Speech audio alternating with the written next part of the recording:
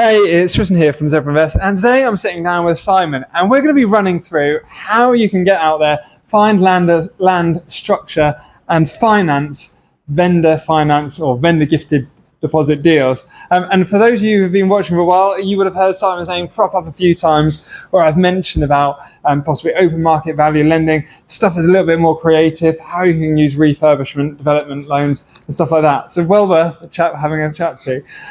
But let's just hand over it. And I'll go through a few bits. Right. And we're going to cover today we're going to cover how you can find deals on market, the kind of vendors you should be looking for, what kind of person they've got to be, what position they've got to be in financially to get that deal across the line, and, kind of what a lender's going to be looking for, what they're going to accept, and possibly a little bit just about Simon and how he can help you out. There we go. Right. Okay. So, typically what we're looking for, first of all, lenders that don't lend on the purchase price, but lend on open market value. So we're looking to find something that is either undervalued or can be valued differently, or it might be that we're looking for a seller that is really keen to sell something they've not been able to sell, sales that have fallen through, where they're open to something a bit more creative in terms of structure. So really they're after a set sort of perimeters.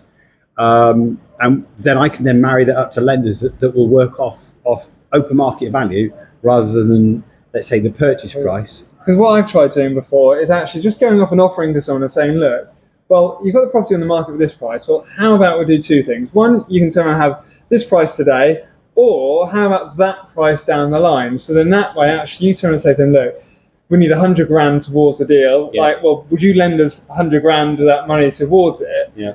And then lend us 100 grand towards the deal.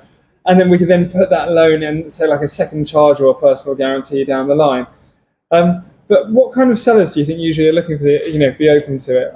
So typically, quite often it'll be a desperate seller or a sale where it's fallen through a few times, and perhaps the seller or the agent or both haven't realised exactly why it hasn't sold. So a bit of creativity, possibly, and Tristan's very good at this, in finding a creative way of looking at the deal differently or understanding why it didn't sell, and then sort of working out what it needs in order to be saleable. And typically, once you find that, quite often that will help value the property up above the seller's expectations without them necessarily fully realising that. So they haven't really done anything wrong, because they've got an expectation for sale price, but we're able to perhaps find a way of finding valuing it differently. So one of the bits we've done before is if you try and looking at these sellers, and really you want someone who's probably they own most of the property, if not they've got the whole thing outright, because one, they want to sell for some reason, they want to get rid of that property. It could be there's something happened in the family, there could be a reason something needs to be moved on. But with a vendor finance deal, it very much means that they can then move on. They can have most of the money now, but some later. They could even be, it's like we've got a chap actually coming to our networking event this evening, and he's got a portfolio of properties where he's looking to slowly sell them off over time, and might actually be open to say, pay 70% of it now and pay the balance over time. Indeed, absolutely, yes. Those are the kind of types of deals. Also, it can be something that has fallen out right at the last minute. So it's fallen out of bed right at the very last minute. We've got a desperate seller trying to maintain their position in the chain. They've got an onward purchase, so they then become under pressure. So that can be the other. So it can be needs a quick fix, or it's something that's taken a long time to sell that hasn't sold.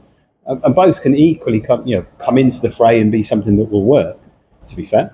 So when it comes to it, what lenders are hoping to look for? How do they want to maybe see how the loan or the agreement is put in place between you and the seller? Okay, so first of all, then we're finding lenders that are going to work off open market value to start with, and we found a way of valuing that property in a different way.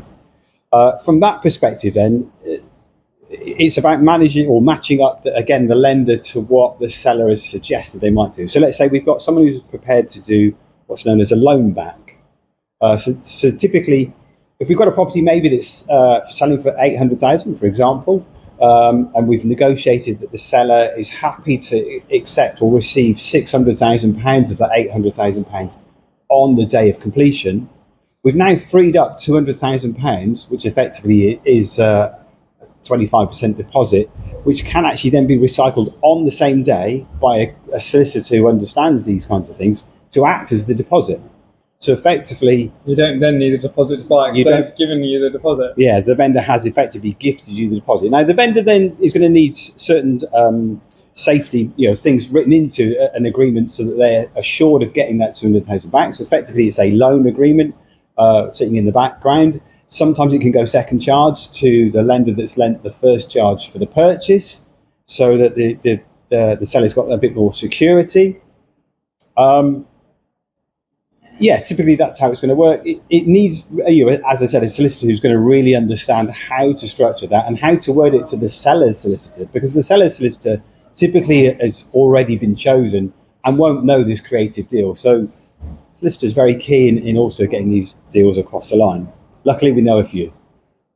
So I hopefully that's useful to you. If you are thinking about doing a vendor finance deal and you've started negotiating it, you've got something across the line, well worth giving Simon a call at Funded, as he'll be able to go through it, get the intricacies, find a lender that's going to tee up for it and get it across the line for you.